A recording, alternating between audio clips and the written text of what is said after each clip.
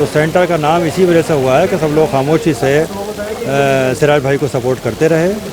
अब एक इशू का अब जैसे बात आई थी तो जिस वक्त आवाज़ उठाई है तो आप देख लीजिए क्या हालत हो रही है कि पूरे दुनिया में शोर मच गया कि साहब इस्लामिक सेंटर ख़त्म हो गया और तबाह हो गया।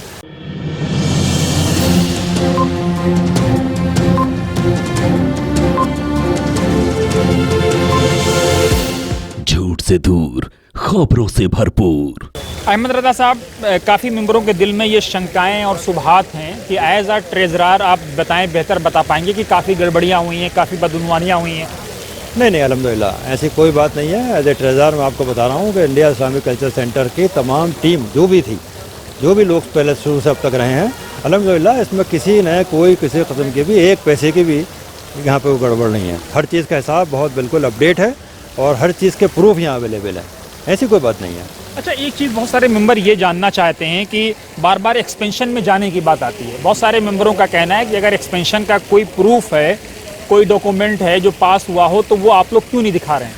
देखिए यही एक मसला सबसे बड़ा है कि एक्सपेंशन का जो मामला है ये इस बार से नहीं है बल्कि पिछले इलेक्शन से चल रहा है।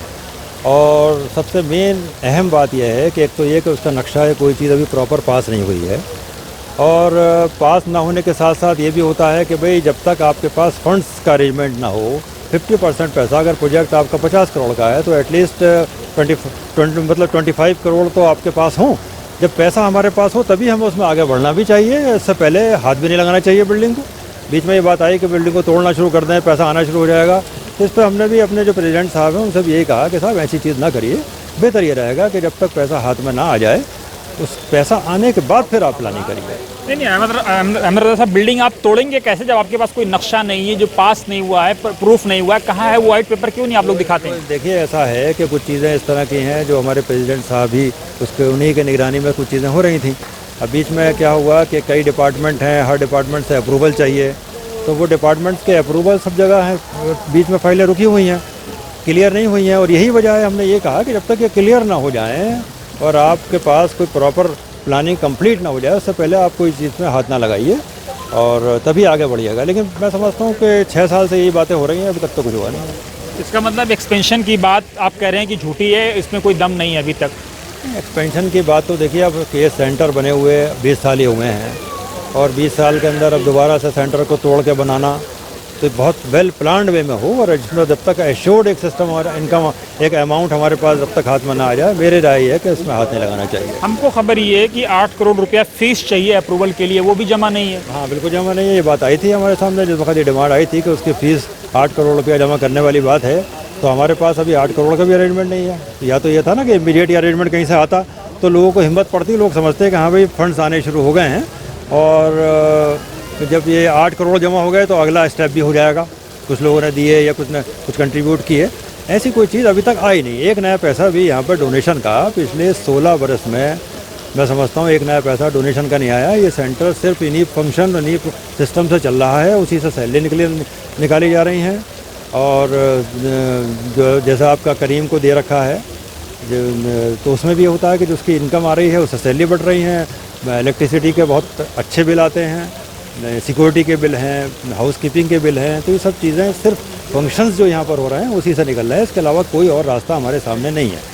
अब रही बात ये, बहुत से लोग कहते हैं कि साहब ये अड्डा बना दिया शादी घर का, दरवे शादी घर का, तो बात ये है ना कि अब लोग सब्सक्रिप्शन भी नहीं दे रहे थे, ये पहली बार ऐसा हुआ। अच्छा, किसी की हिम्मत भी नहीं पड़ती थी, इवन हम लोग भी अपने मेंबर से ये नहीं कह सकते थे कि नहीं साहब आप सब्सक्रिप्शन का पैसा जमा कराइए, अदरवाइज मेंबरशिप। साहब आप लोग क्यों नहीं करते थे जब ये MOA में ये प्रावधान है कि अगर सब्सक्रिप्शन जमा ना हो तो मेंबरशिप कैंसिल करिए, सीज करिए? देखिए ये बातें तो पूरा बोर्ड से प्रेसिडेंट साहब इनिशिएटिव लेना, अब ये बात उनको लेनी चाहिए थी। वो ये कहते कि नहीं भाई, ऐलानिया करते कि इवन AGM में कहते कि भाई अगर कोई सब्सक्रिप्शन का अमाउंट नहीं देगा तो उसकी मेंबरशिप ख़त्म हो जाएगी।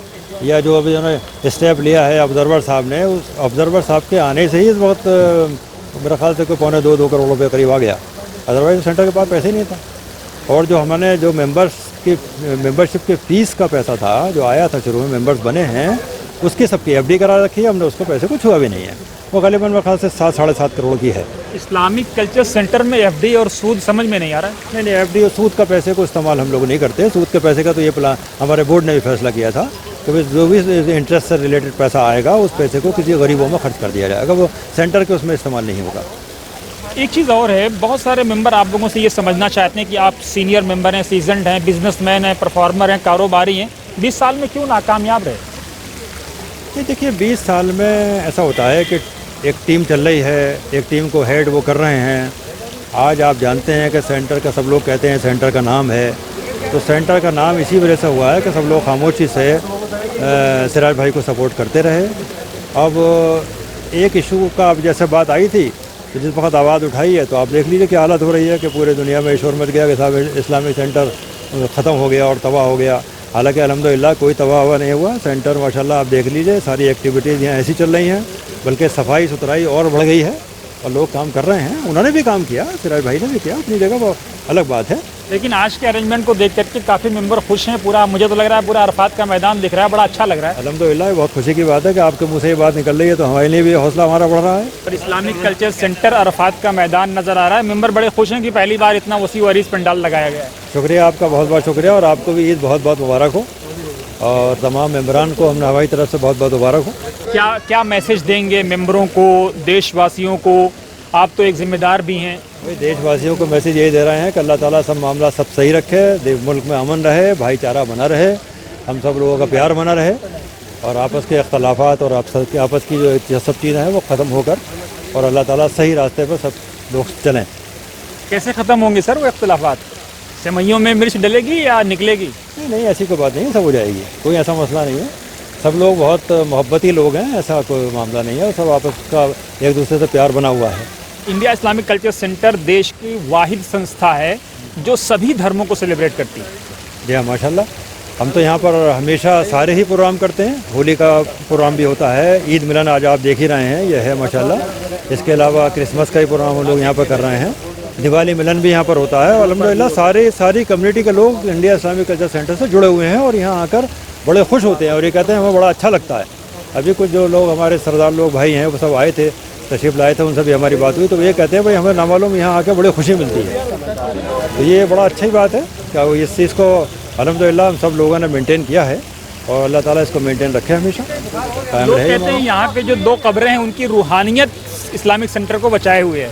जी हाँ ये बात तो है इसको तो हम भी मानते हैं कि बुज़ुर्गों का बड़ा असर है और उनका साया हमेशा यहाँ पर कायम रहे और हमेशा यहाँ की अच्छी चीज़ें हों और बेहतरी की तरफ इस्लामिक सेंटर जाए। तो यही हम लोगों की ख्वाहिश है, अल्लाह ताला बेहतर करे।